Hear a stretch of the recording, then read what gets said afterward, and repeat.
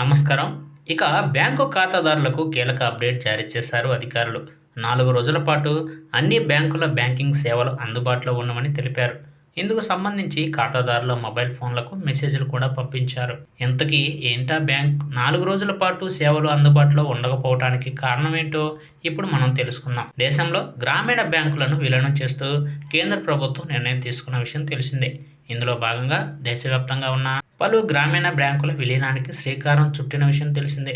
ఒక రాష్ట్రం ఒక ప్రాంతీయ గ్రామీణ బ్యాంకు అనే ఆలోచనలో భాగంగా ఈ నిర్ణయం తీసుకుంది. దేశవ్యాప్తంగా ఉన్న 43 గ్రామీణ బ్యాంకులను 28కి తగ్గించేందుకు ఈ నిర్ణయం తీసుకుంది. అయితే ఈ విలీనంతో బ్యాంకుల పనితీరు మెరుగుపడుతుందని కేంద్రం భావించింది. ఇక ఏపీ విషయానికి వస్తే ప్రస్తుతం ఆంధ్రప్రగతి గ్రామీణ బ్యాంక్, చైతన్య గోదావరి గ్రామీణ బ్యాంక్, సప్తగిరి గ్రామీణ బ్యాంక్, ఆంధ్రప్రదేశ్ గ్రామీణ వికాస్ బ్యాంకులు ఉన్నాయి. వీటిల్లో కెనరా బ్యాంక్ ఆధ్వర్యంలోని ఆంధ్రప్రదేశ్ గ్రామీణ వికాస్ బ్యాంకుల్లో మిగతా 3 బ్యాంకులు విలీనమవుతాయి.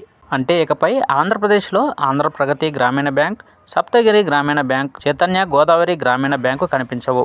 అదేవిధంగా తెలంగాణ విషయానికి వస్తే ఆంధ్రప్రదేశ్ గ్రామీణ వికాస్ బ్యాంక్, తెలంగాణ గ్రామీణ బ్యాంకు సేవలు అందిస్తున్నాయి. ఇకపై ఇక్కడ ఒక తెలంగాణ గ్రామీణ బ్యాంకు మాత్రమే కనిపిస్తుంది.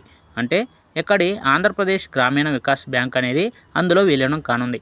ఇకపై తెలంగాణలో కేవలం తెలంగాణ గ్రామీణ వికాస్ బ్యాంక్ మాత్రమే ఉంటుందన్నమాట. ఈ నేపథ్యంలో ఖాతాదారులకు కీలక ప్రకటన చేశారు. ఇక తెలంగాణలో ప్రస్తుతం ఉన్న 493 ఏపీజీవీబీ బ్రాంచ్లను తెలంగాణ గ్రామీణ బ్యాంకుల్లో జనవరి 1, 2025 నుంచి విలీనం చేయనున్నట్లు ఖాతాదారులకు పంపిన మెసేజ్లో పేర్కొన్నారు.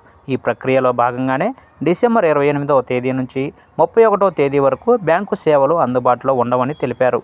ముఖ్యంగా UPI, ATM, mobile banking, internet బ్యాంకింగ్తో పాటు ఆధార్ ఆధారిత పేమెంట్ సేవలు కూడా అందుబాటులో ఉండవని పేర్కొన్నారు. ఈ విషయాన్ని గమనించి ఖాతాదారులు తమ లావాదేవీలను ముందుగా ప్లాన్ చేసుకోవాలని సూచించారు. అయితే వీటిలో ఒకటి 4వ శనివారం, ఆదివారం ఎలాగో సెలవు ఉండగా అదనంగా సోమ మరియు మంగళవారం బ్యాంకు సేవలు అందుబాటులో ఉండవని పేర్కొన్నారు. చూసారు కదా ఫ్రెండ్స్, ఈ అప్డేట్ కనుక మీకు నచ్చినట్లయితే లైక్ చేయండి.